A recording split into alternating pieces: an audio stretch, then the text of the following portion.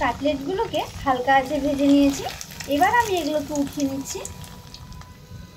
আর দেখুন কাটলেটটা ভাজার পরে দেখতে কত সুন্দর লাগছে।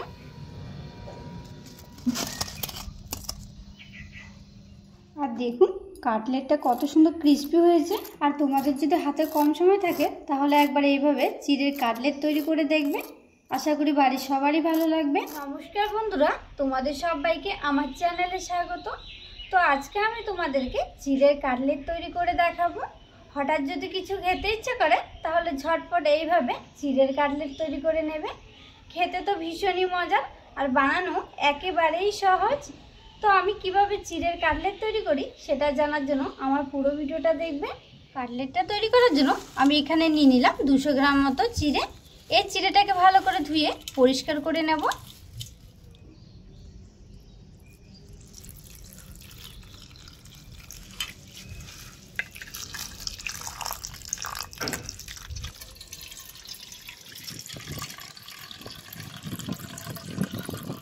চিড়েটাকে 2-3 বার ভালো করে ধুয়ে নিয়েছি। এবার আমি এই চিড়েটাকে এইভাবে কিছুক্ষণ রেখে দেব। এবার কাটলেটের জন্য একটা কোটিং তৈরি করে নেব। এর জন্য এখানে দিয়ে দিচ্ছি 2 চামচ কর্নফ্লাওয়ার, স্বাদ অনুসারে লবণ, সামান্য একটু গোলমরিচের গুঁড়ো। এবার আমি এর মধ্যে অল্প অল্প জল দিয়ে ভালো করে মিশিয়ে নেব।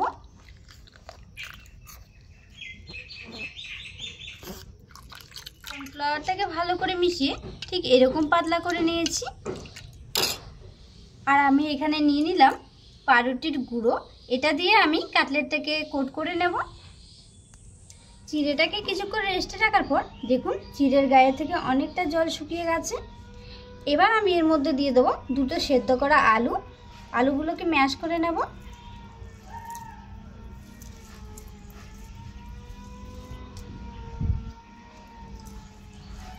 দিয়ে দিচ্ছি অল্প একটু ধনিয়া পাতা কুচি, সামান্য একটু কাঁচা লঙ্কা কুচি, সামান্য একটু গোলমরিচের গুঁড়ো, সামান্য ধনিয়া গুঁড়ো, অল্প একটু চাট মশলা, স্বাদ অনুসারে লবণ। সবশেষে দিয়ে দিচ্ছি 3 চামচ চালের গুঁড়ো। আপনারা এখানে কর্নফ্লাওয়ারও ব্যবহার করতে পারেন। চালের গুঁড়িটা দিলে কাটলেটের ক্রিস্পিটা ভালো হয়। এবার আমি সবগুলোকে ভালো করে মিশিয়ে নেব।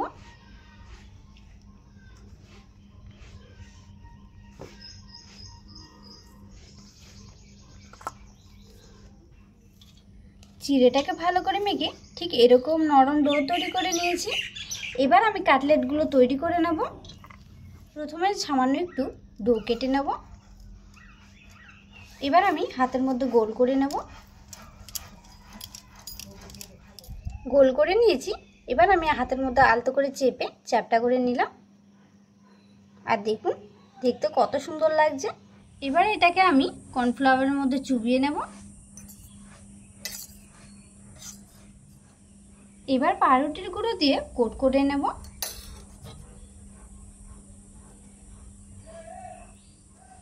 দেখুন দেখতে কত সুন্দর লাগছে। আর এইভাবে করে আমি সব কাটলেটগুলো তৈরি করে নেব। সব চিড়ের কাটলেটগুলো তৈরি করে নিয়েছি। এবার আমি এগুলোকে তেলে ভেজে নেব। তেলটাকে গরম করে নিয়েছি। এবার কাটলেটটাকে হালকা আঁচে ভেজে নেব।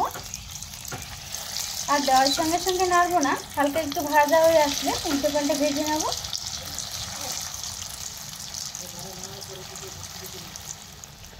কাটলেটটা হালকা ভাজা হয়ে এসছে। এবার আমি এগুলোকে উল্টে দিচ্ছি।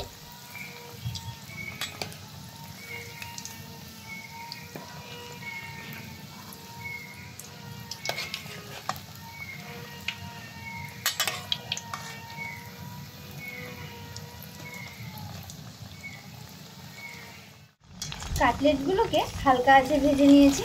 এবার আমি এগুলোকে উঠিয়ে নিচ্ছি।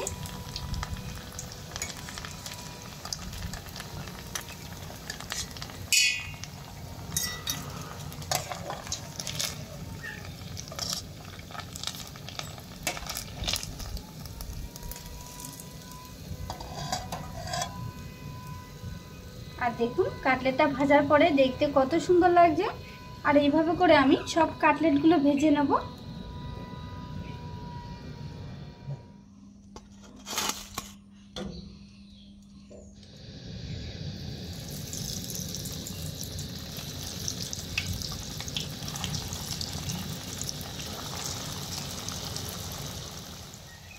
বাকি কাটলেটটাও লাল লাল করে ভেজে নিয়েছি।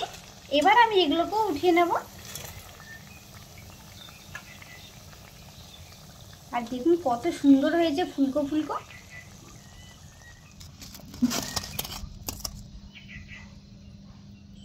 আর দেখুন কাটলেটটা কত সুন্দর ক্রিস্পি হয়েছে। আর তোমাদের যদি হাতে কম সময় থাকে তাহলে একবার এইভাবে চিড়ের কাটলেট তৈরি করে দেখবে। আশা করি বাড়ির সবারই ভালো লাগবে। চিড়ে দিয়ে কাটলেট তৈরি করে দেখিয়েছি। আর তোমাদের যদি ভিডিওটি ভালো লাগে অবশ্যই আমার চ্যানেলটিকে সাবস্ক্রাইব করে যাবে।